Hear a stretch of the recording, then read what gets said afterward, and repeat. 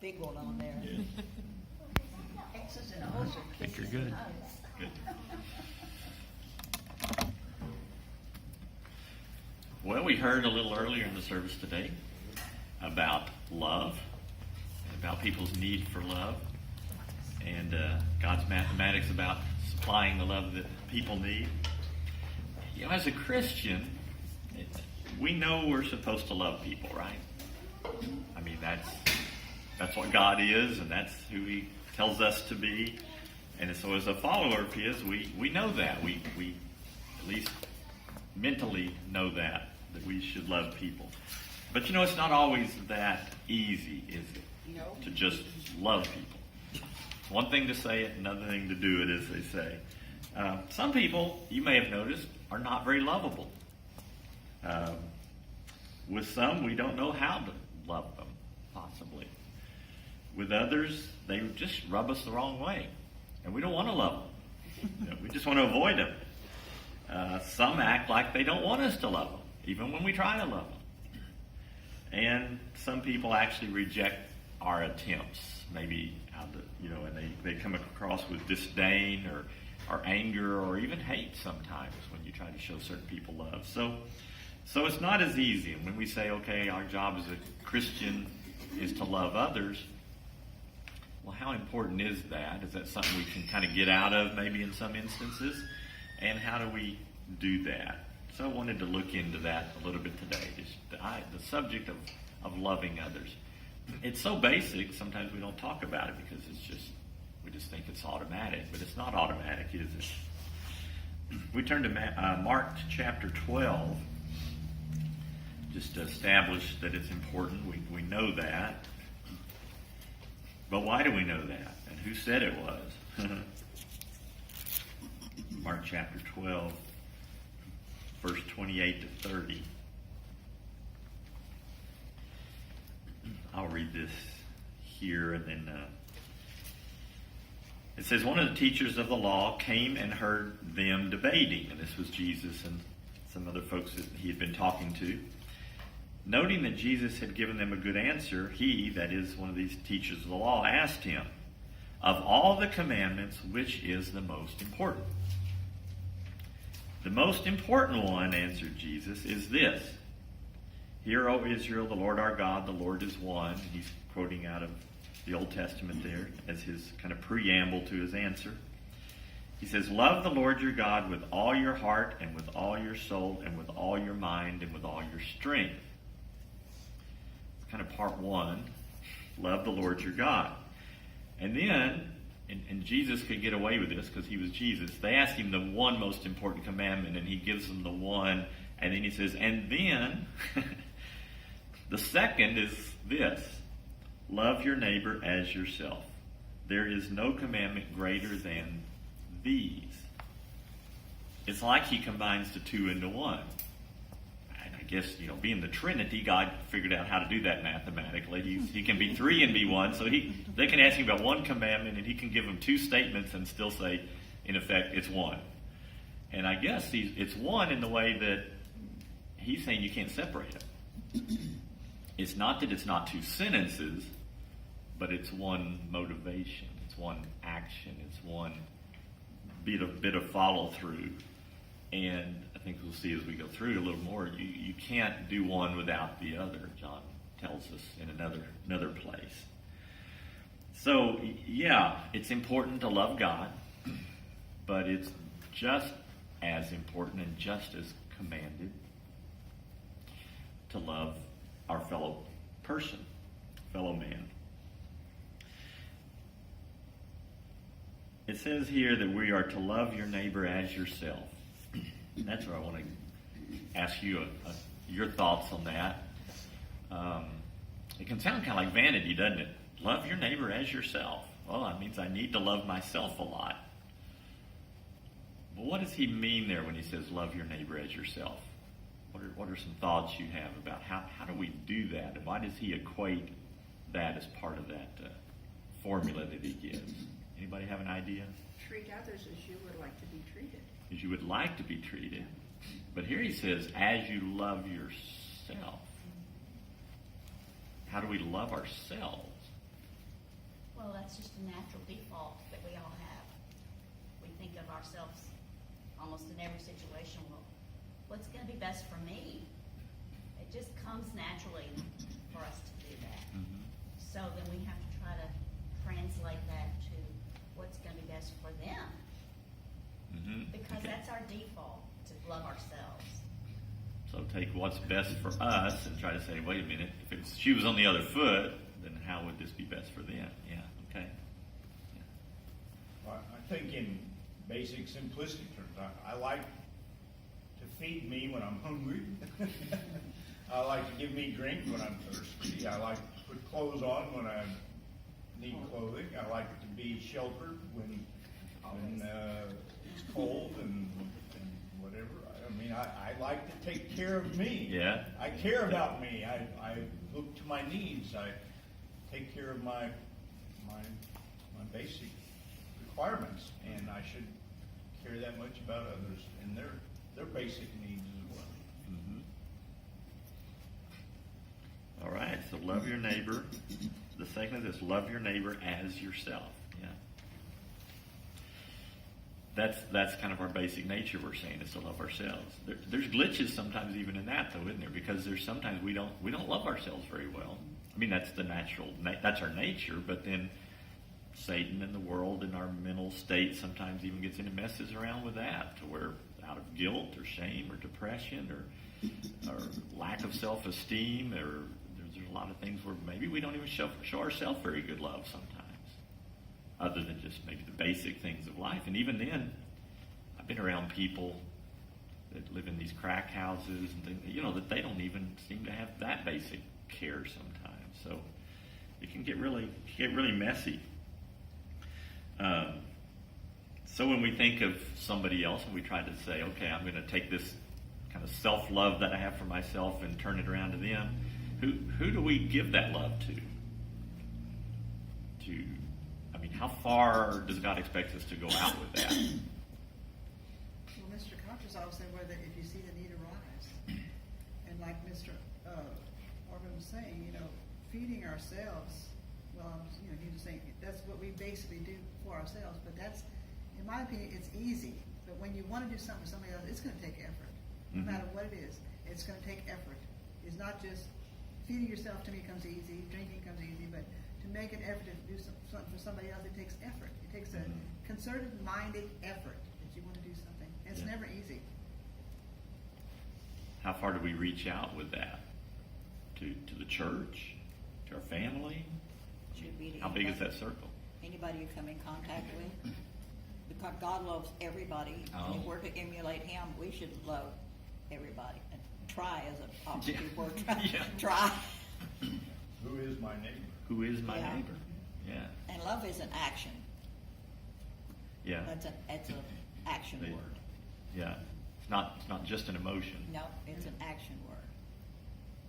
So who is our neighbor? How did Jesus define our neighbor? He gave a story about that, right? Yeah. Which story? Which was his most famous story, maybe, about that? Good Samaritan. The Good Samaritan. Yeah.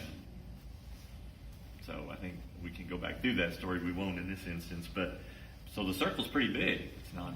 It's the stranger. It's the person maybe even that's despised or looked down on or outside our circle of being comfortable, or where we live, or what, even the kind of people that we feel we like to be around, or there's people we don't even want to help. Maybe you ever thought of that? There's just people you think, well, they don't deserve it, or they've gotten themselves in this pickle, or I don't want to go to that part of town, or there's lots of things we can say, like I don't want to do that. But the circle seems to be pretty big that Christ gave. Now, it wouldn't include, of course, our enemies, right? We obviously just want to love our friends or maybe neutral people. Enemies would not count, though, right? I mean, if there's actually people that don't like us or we don't like them, we can write them off the list, right? That's where you make bigger effort. Oh, does Jesus say anything about our enemies? Love your enemies. Oh, love your enemies. Yeah, he would have to say that, wouldn't he? Why didn't he have to make that so plain? Why couldn't he even emboss that in a parable somewhere? He knew how we were. Oh, He knew human nature. okay. Well, all right. So he knew human nature. Love your enemies and do good to those who despitefully use you and persecute you. And so, And then he makes it easy. It's like heaping coals of fire. And Yeah. by doing so, you heap coals of fire on their heads, so it causes them anguish.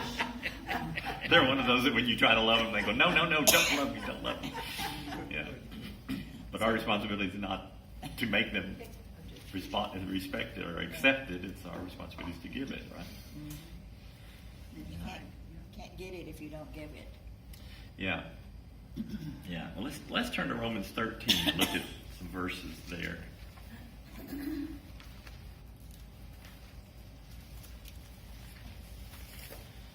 Romans 13.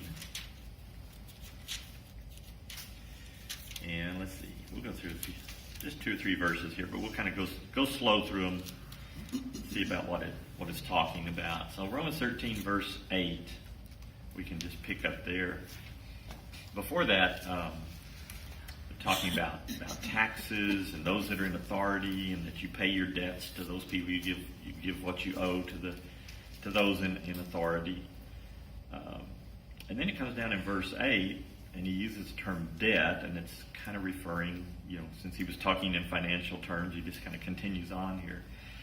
He says, let no debt remain outstanding except the continuing debt to love one another, for whoever loves others has fulfilled the law.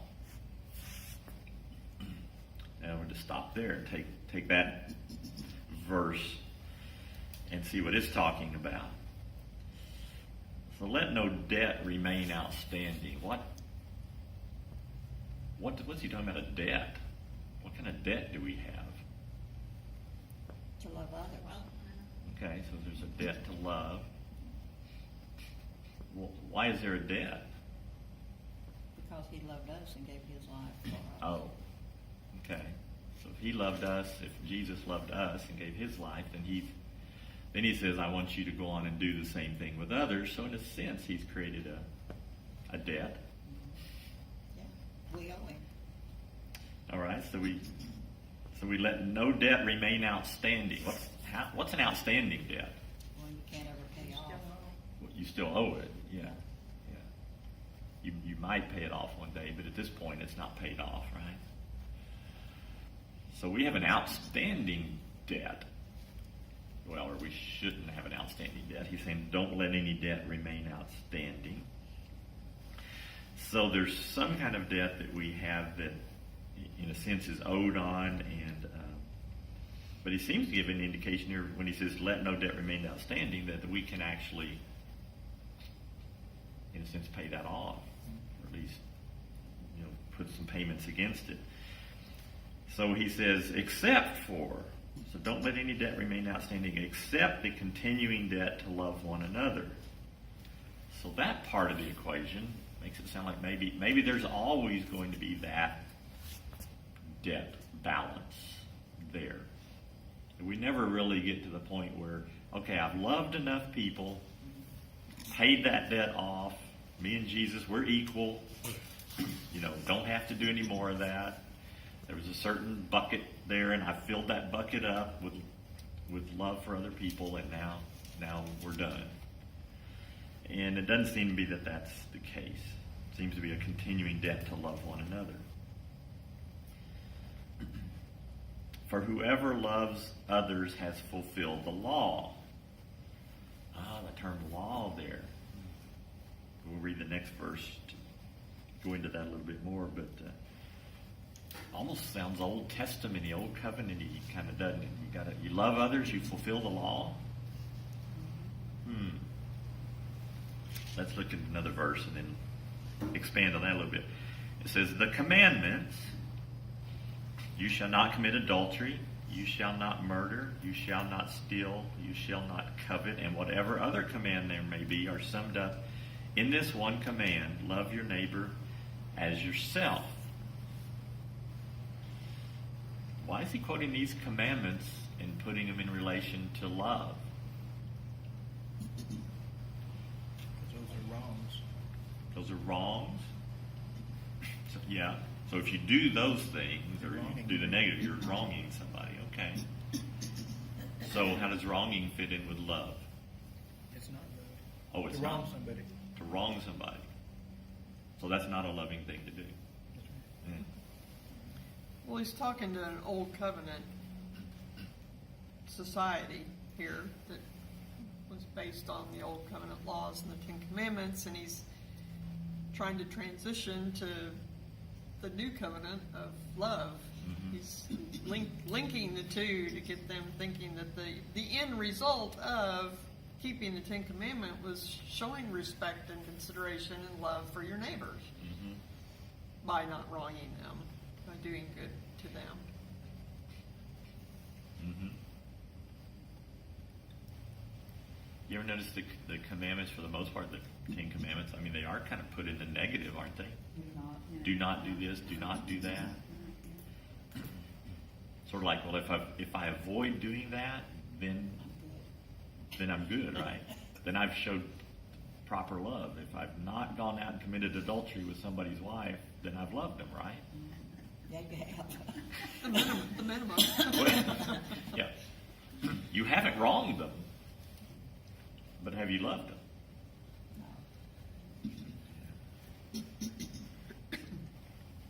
So if you don't murder somebody, have you loved them by not murdering them? Marginally. Marginally, yeah. It's a good place to start. Yeah. Kind of leaves you in neutral. Yeah, you're kind of neutral at that I point. haven't murdered anybody, but that doesn't mean I love everybody I've come across. That's right. Yeah. I didn't murder him, so I'm good. Yeah. Jesus expanded on those when he talked about when you don't hate, not just don't murder, don't hate in Mhm. your heart. Don't just not commit adultery, don't commit lust in your heart. Mhm. He expanded on those to show it was a heart issue more than even an act itself only. Right. Because if Started- you have that thought, it's in your heart too. He started with the actual action that could happen through the Ten Commandments, and then worked backwards towards the attitudes that we have towards people. Like, first of all, just stop the action. Don't do that. That's obviously bad. And then worked way back to let's not think it, Mhm. and then let's realize that we're supposed to love. How would we want people to treat us? How do we treat ourselves? Let's reflect that on to everybody we come in contact with, so that we don't even have to worry about the end action. If we're loving, murder never comes to mind, or coveting, or Mm-hmm. anything else. Mm-hmm. So he's summarizing a lot of that in this command that he gave us. It's almost like there's three steps, sort of. Like, say you don't murder the person. Step one. And then in your mind you clear the thought of hate out of your mind. And then there's the other step where you actually turn around and have love. Do something nice. Yeah, yeah. you, Actually do you, something you nice. create love in your heart and mind for that person. Because even as far as Jesus took it about, don't hating doesn't really mean that you love them. It just means you don't hate them. But here, in other places where Jesus talked about love, especially in the book of John, it's very much more proactive. It's not just not doing the bad things, or even not just clearing your mind of wanting to do the bad things. It's like, how do I show love? How do I actually proactively do something with that person that shows the love of God? Because just by not killing them and not hating them, they don't know the love of God. You haven't communicated anything to them about God's love. Just by not hating them, they might not know you even used to hate them, much less quit hating them. So how do they know what God's heart is just by not hating them? Well, you have to. We have to show love. Be positive about it. So whatever other command there may be is summed up in this one command: love your neighbor as yourself. It seems to be putting a lot of pressure on the loving, the outgoing love there. Because in verse 10, goes back to the idea, love does no harm to a neighbor. Therefore, love is the fulfillment of the law. I don't think he means we end with that. Well, as long as you haven't done a harm, you've showed them love. Well, no, start by not doing harm. Isn't there something that doctors say? There's something about doctors, about not doing harm. Looking that up, it's supposedly as part of their Hippocratic oath, but they actually say it's a misnomer. It's actually those words are not actually in the Hippocratic oath, but the principle is where it says first do no harm, and that's kind of what he's saying here. A medical person, if they walk up to somebody and they're bleeding or something's going on, and they say, well, should I move them? Should I drag them? Well, you might mess up their spinal cord. You might. So the idea is first you just start by not doing anything that's going to make the situation worse, and then you can move on to how can I help them. And I think maybe Jesus is saying the same thing, and Paul's reiterating here too. First, you don't murder them. You get the hate out of your heart, but eventually you need to, where you put on the bandages and where you actually stop the bleeding, where you actually do some healing in a positive way. And that's, I think, where he's talking about showing the love to our neighbor. Therefore, love does no harm to a neighbor. Therefore, love is the fulfillment of the law. How does that work? How is love the fulfillment of the law? Well, that's the law he gave us. Love God and love man. That's the law. So he's referring to that law? Yeah. And Jesus said that he came not to abolish the law, but to fulfill it, and he fulfilled it through a loving act by loving us all. And so we can continue that by loving others. Mm-hmm. Yeah, Jesus made a pretty good point on the cross. He wasn't just loving the people that loved him, was he? No. There didn't seem to be a lot of people mentioned that were around him at that point that were doing much loving on him at that Wasn't point. feeling the love that day. Wasn't feeling the love. So that's the example. So, all right. So we go through those verses there. We're repaying a debt in a sense. We can overdo that. We can take that too much, maybe that we put ourselves in some kind of guilt thing. Well, there's this debt I have to pay, and I have to go on this mission trip, and I have to do this for these neighbors, and I have to accomplish this, and I have to show love here. And we get ourselves all worked up in a froth to where we're forever under the gun and forever feeling guilty and like we're not measuring up. And I don't believe that God wants us to push ourselves over the edge in that sense either.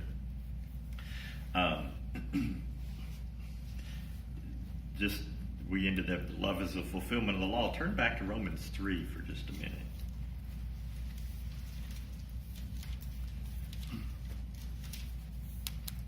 Romans 3:21 through 24.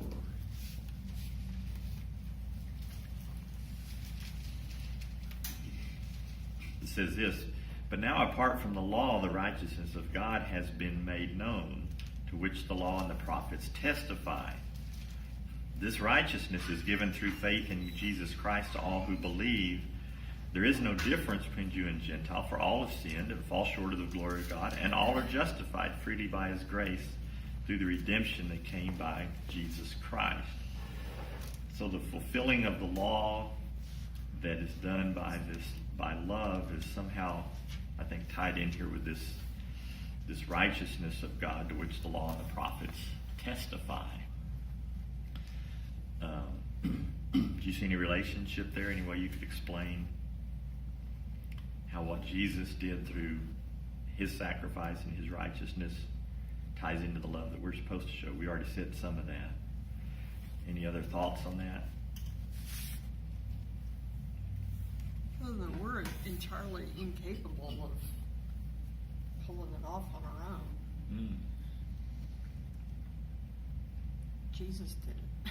Jesus did it. And continues to do it through the Holy Spirit in us. So. Okay, so the Holy Spirit's a key, yeah. I mean, it's a gift.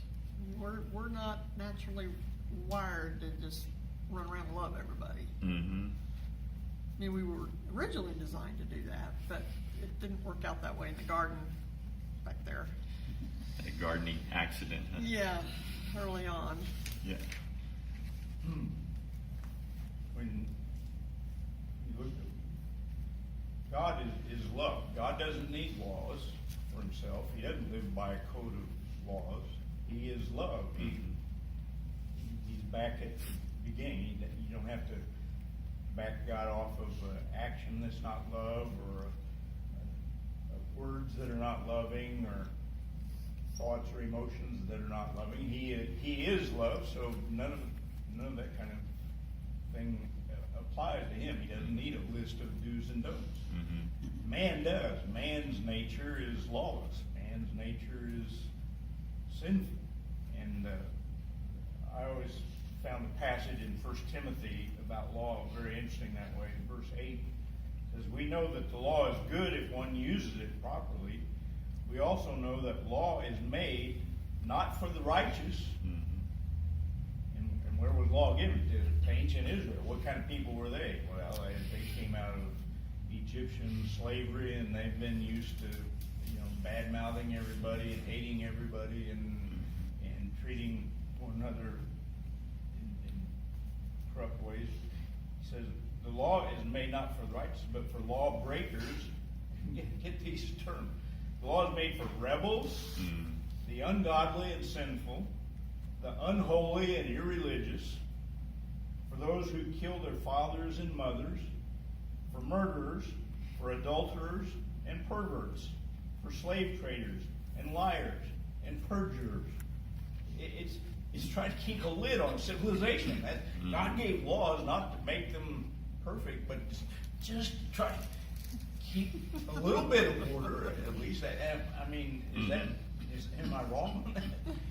No, He had to do something. Yeah. And he knew there would be more. That's why he said, one day I'll have another covenant where I'll write my law in your heart. Yeah. And that's what we want. That's what Christians want and need, knowing and living by the mind and heart of God, without laws. You're right. I think you're right. The laws are there to control. That's the same reason laws are around today, right? They just tell us what not to do. The more society goes on, the more they have to write up, because people get worse than the law. They look for ways to get around law, so we make another one. Yeah, they never do away with laws. They just keep adding more to the list, it seems like. But it doesn't change people's hearts, like you say. But it keeps a lid on stuff. But the righteousness of Christ that he gives to us through faith is above, it's outside of law. But it doesn't mean, like I said, that we're immune to, doesn't mean, well, I've got the faith of Christ, I can go out and kill people. And so they're not contradictory at all. So when we look at our own hearts, it comes from Christ. We don't have it within ourselves to love people. We'll skip that little part there. There's things even in the Bible that says Christ is the end of the law, and some people say, well, that means we don't have law anymore, and that's not what that's referring to, right? It means he's the fulfillment of the law. He's the end purpose. He's the purpose of the law. He is what the law came to describe and define. What about Romans 13? Romans 13, verse 9.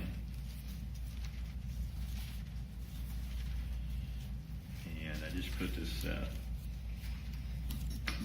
2 or 3 verses here. It says the commandments. Let's see. Oh, we already did that, didn't we? Yeah, okay. Never mind. We won't go back to that. But speaking, I was going to ask you a question.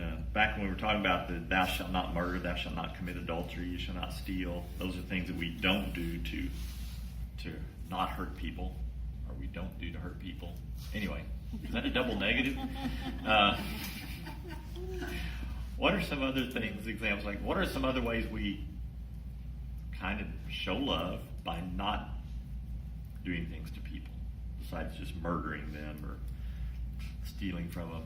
You think of ways that in our interactions with people that from a quote negative sense, just by not doing something to them, that's showing love? Well, like instead of stealing from others, you donate charitable things to sustain others and deliver it's the opposite of stealing. It's giving. Giving, and okay. being generous, having a generosity Yeah. that comes from the Holy Spirit in you that motivates you that way. Okay, okay. Not honking at people when they drive. You're showing love by not Showing honking. love by just not raging. Not raging. You and Faye need to get together. Faye, do you honk at people occasionally? yes. Oh my goodness. Yes, I do. Okay. But they deserve it, right? Yeah, absolutely. Yeah. Jump in front of me, go to the store and turn off. Mm-hmm. She can honk at them. Yeah. But that okay. So there are some quote negative things that we can do with not honking. It's kind of it's not negative in the sense that it's bad. I mean, but you're just refraining from doing something. Not passing along gossip. You Okay. hear something and just say, I refuse to say that to Yeah. anybody. It dies right here. Right. It's not- Yeah, that's a tough one. Judging people on the first impression. Okay.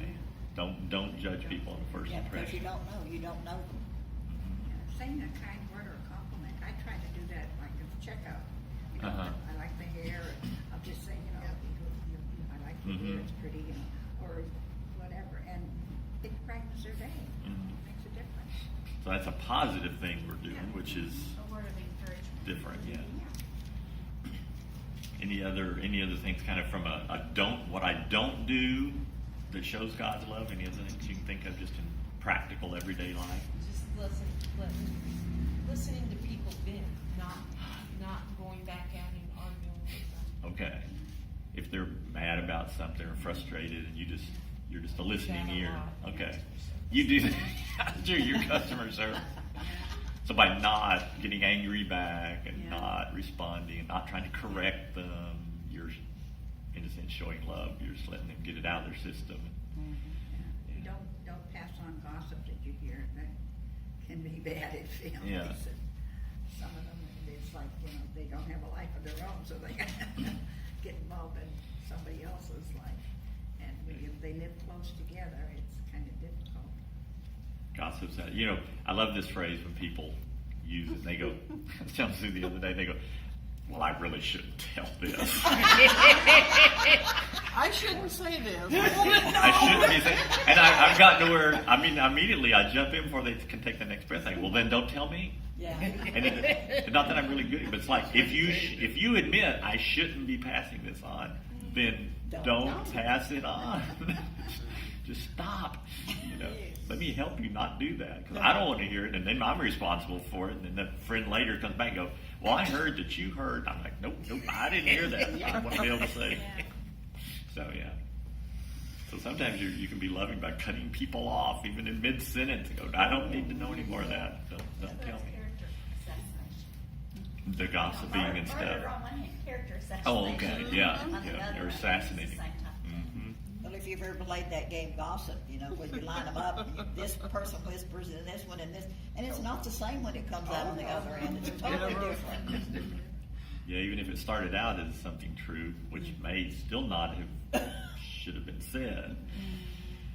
There's the old joke about people in the prayer circle at church. Yeah. The best way to pass gossip is in a prayer circle. We need to pray for Susie, who's having trouble with that affair she's having with that guy down at work. What? Everybody's like, what?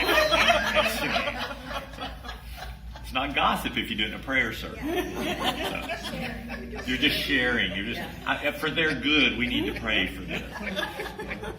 Another phrase that kind of a giveaway, and sorry, y'all, it's kind of southern. Bless their little heart. Bless his little heart. He didn't know better than to, Criticize. That's southern. They probably have a northern version, but we got our southern version.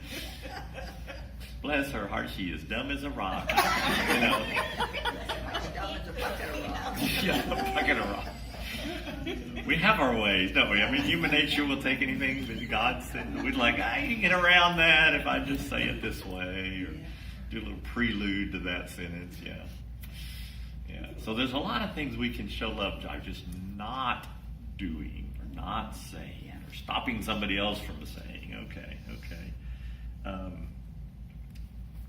We're finish here. Ephesians 4. Turn there real quick. Ephesians 4. This is kind of the other side of the equation. Talking about, okay, we can show love by not doing certain things. What about in Ephesians 4, verse 31? And we'll read the next couple of verses.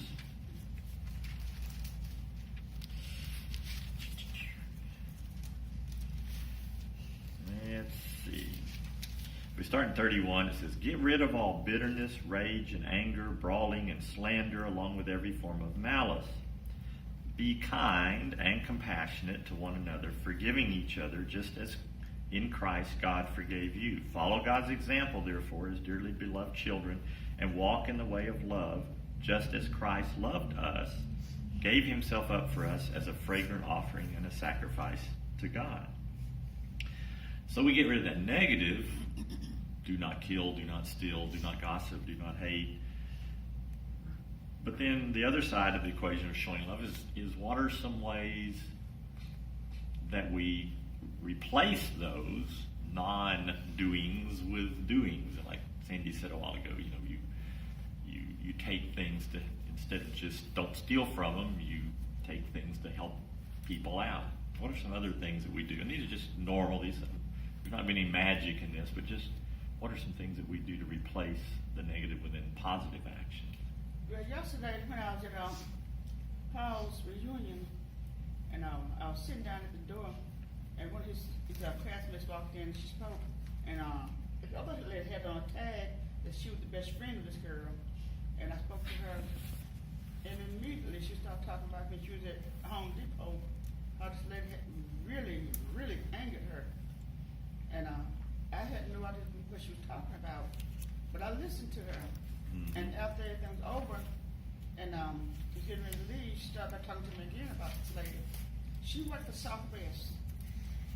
She was at Home Depot, and this lady undoubtedly worked at Southwest too, but she backed up, and I think she hit her friend or something. But anyway, she was really upset about it, and she said, "The next time I see her, I'm going to do something." She was really upset. And I say, "Why are you going to do this?" "Because she did this and she did that." I said, "Why didn't you do something then?" I said, "If you're going to wait now, that means you thought about this." I said, "You don't need to do that." And she said, "But she did this and I am so upset." I said, "Why are you upset now when that happened the other day?" I said, "You should have done something then." I said, "Right now, you need to leave that alone." And she started crying. And she just hugged me, she thanked me, but that doesn't make sense. Now, if I think about something for a while, chances are I will leave it alone. But not. Don't let me think about it, bad things can happen. But if I think about it for a little while, most likely I'll drop it. But she wasn't. It was almost like premeditated Yeah, murder with her. she She just- thought about it after, was making a plan to come back. Yeah.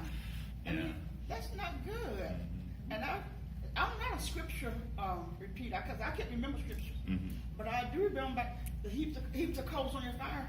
And I told her, I said, "Vengeance don't belong to you." There you go. That's a And, scripture. Yeah. the Lord. And she just kind of looked at me, she hugged me, she kissed me on the cheek, and she thanked me. But You just helped her get over that hump, I guess, All that and anger like that. clear that out. Yeah. Yeah. Break the cycle. Yeah.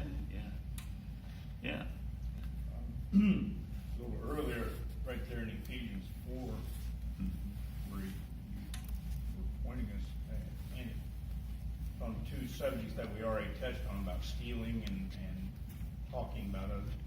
In verse 28 it says, "He who has been stealing," solicit instructions to those in the church here, to tell the one who, any of you have been stealing, don't steal any longer. So that's the 10, that's our commandment.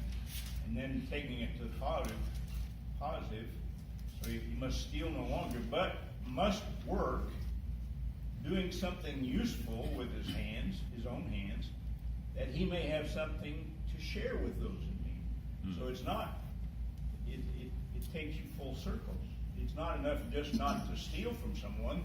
Get busy, make your own way and have enough to give to others, not take away from them, but to give to them. And that's often the case. People steal because they feel like other people have more than they do, or you don't need all of that, or so I'm gonna even things out. But Yeah. Loving is making your own way and having more to even give away and help others. Good. And it's the same with unwholesome talk, gossip, or however you would look at it. Verse 29. Do not let any unwholesome talk come out of your mouths. So there's a command. But only what is helpful for building others up according to their needs.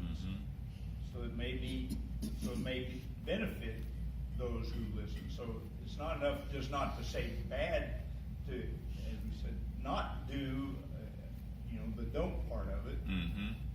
So you don't say bad things, but he turns it further or pushes it further. Look for ways to build people up with your words and what you say to them or about them. Yeah, that's exactly right. You turn it around and add positive aspect.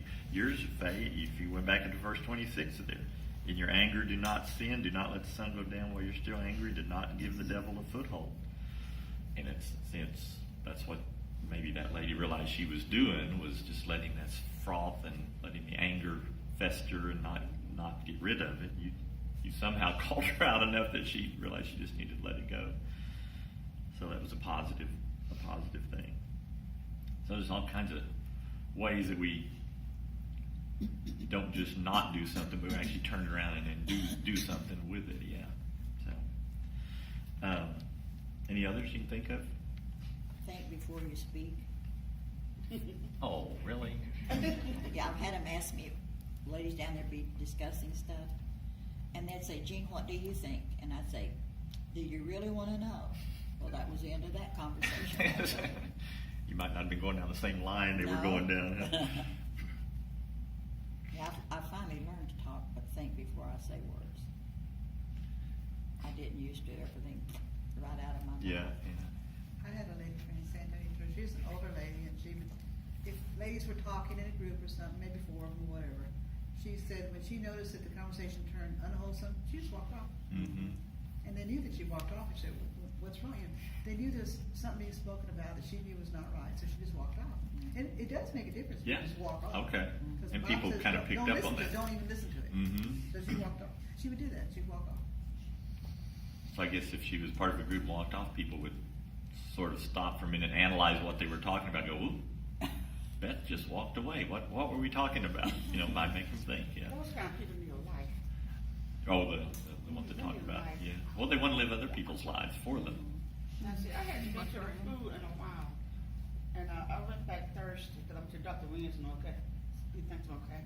And I went to the pool Thursday, and when I walked in the pool, this lady said, I haven't seen you in a while. And she went on and on and on. And so I got on the pool. She said, did you get I seen her shop, and I said, no. And she went on to tell me the advantages of it, and all this, and on and on.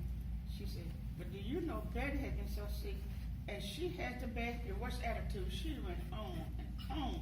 Betty's sick. Betty hasn't been there. I pray for Betty. Mhm. I call Betty. Mhm. I haven't been to see Betty. I don't want to go see Betty, but I will call Betty. I see what I can do for her. And for Juneteenth, I will take her up late. All right. But I'm not gonna go visit Betty, because Betty's the type of person, she doesn't care if she has company or not. And she's not rude, that's just the way she is. And she just kept talking about Betty. I said, Lord, she don't ever hush. Another lady walked in, she spoke, when she spoke, I left. Give us your excuse to get away at that point. huh? And she started in on that lady. Oh. But I had to leave, but I didn't want to just be rude and just walk off from her. But she just went on. She just, I said, no, she needs a life. She don't have nothing to do besides. And some people don't. Yeah, That's just she where they needs a live. life. Yeah. Well, we need to look for positive things to do. We just want to encourage us as we're going through here. We think about, we want to avoid slandering somebody, murdering them, killing their reputation with our words, et cetera, stealing from them. But the other aspect of that is, look for positive ways to actually show the love of God. It's kind of like encouragement when I was talking the other week, like where do we get the encouragement? Well, thankfully God is the source of our encouragement because he is our encourager. And it's pretty clear too in 1 John 4:7-8, it says, "Dear friends, let us love one another, for love comes from God." And so when we may think at times, well, I just don't have enough love for that person. I can't love that. Well, we're not apparently calling on the measure of God's love that he has, that he can easily put within us. May not be easy for us to express it, but there is plenty of love there because he's the source. So sometimes we're the stymie, we're the narrow neck of the bottle that keeps it from flowing. But he always is there to give us more love. And I think if we get to a point where there's someone we just can't love, we don't feel, we hate them, we can't forgive them, we whatever it might be, go to God and ask him, God, it's your love I need to share. It's not mine, So show me your perfect love, through your Holy Spirit. Let me have that, feel that, be able to express that, even though it's not natural to me, even though the circumstance is very uncomfortable, but would you help me to accomplish that? And it's in his power that we do these things, not in ours. Scripture that says that very thing, Romans 5:5 says, God has poured out his love into our hearts by the Holy Spirit, There you go. whom he has given us. So his love flows through us into our hearts and out to other people through the Holy Spirit. Super. Never perfectly, never all the time, but the longer we're Christians, the more we focus on what he's giving to us, the more frequently and the stronger that should hopefully flow from us. And that's all he expects us to do, is to ask him for it and do the best we can. So loving others, that's a Christian's duty.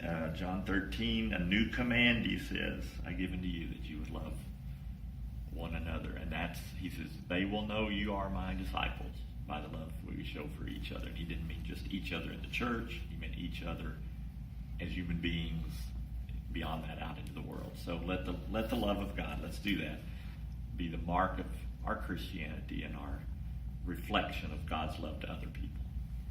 Amen.